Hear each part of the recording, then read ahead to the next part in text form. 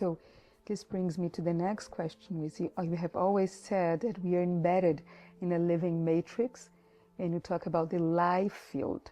And then recently you have talked about the development of a personal life field.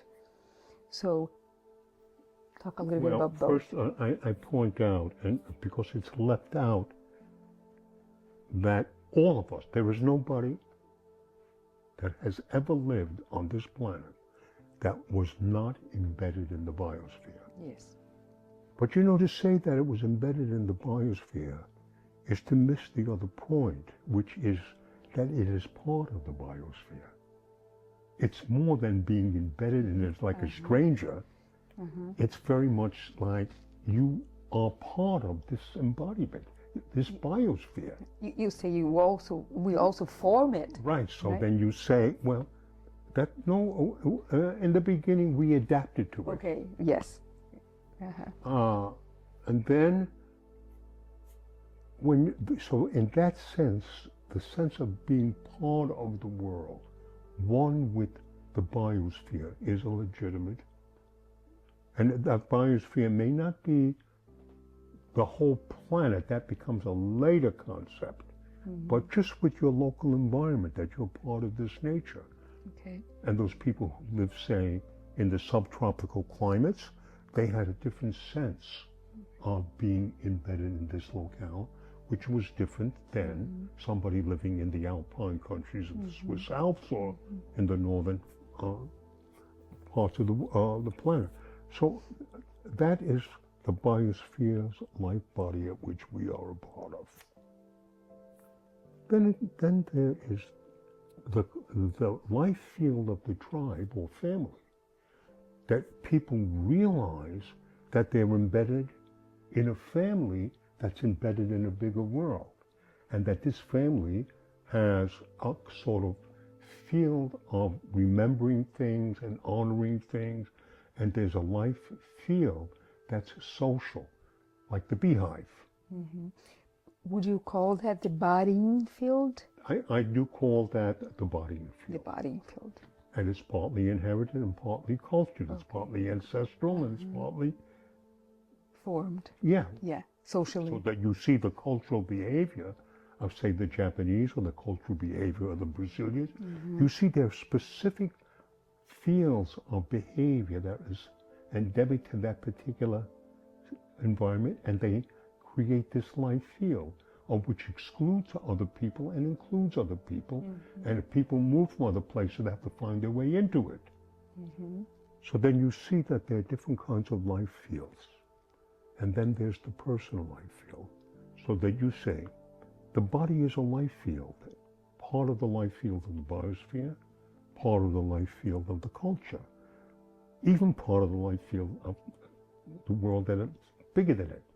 And then it's its own personal life field. That it creates its own personal world of incorporating and of values and of actions, and that it is a personalized life field. And then,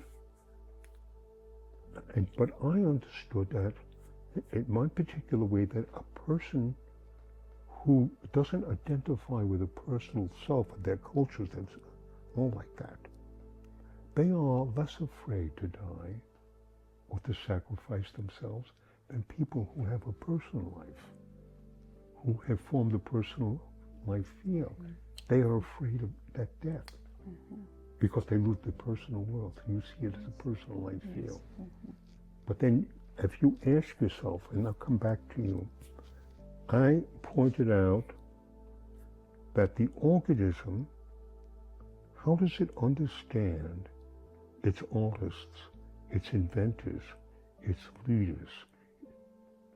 That the organism has a big incentive to look toward the environment in order to be able to see what availability it has to sustain itself. What availabilities? To sustain itself.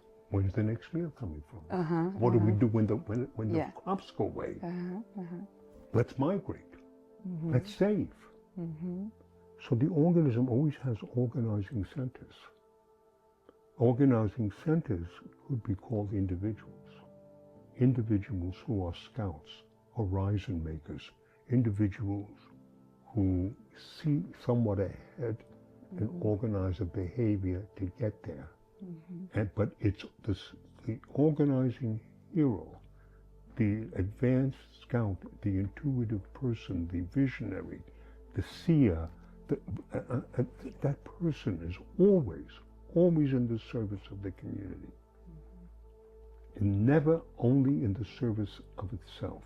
So the personal life field, while it is for the development of the individual, for having a personal life, and a personal life means, in the way, the context I see it, the ability to make it important for the individual, the pre-personal forces, the ancient voices. How do you keep the heartbeat beating when it is not beating well? And how we make drugs and exercises, right? But it's for the keeping the individual alive, but it's also keeping the community alive. Yes. So that the development of a personalized world and personalized values serves the evolutionary process. The individual is in the service not of himself, but developing himself so that he transmits his knowledge to Very others. Good. Yeah. Now that, when you see that, first that used to be the function that was given to society and culture. We invest in our culture, we invest in our society to give life to the future, but we left the individual out. Right. So the individual is creating a life field that others can share.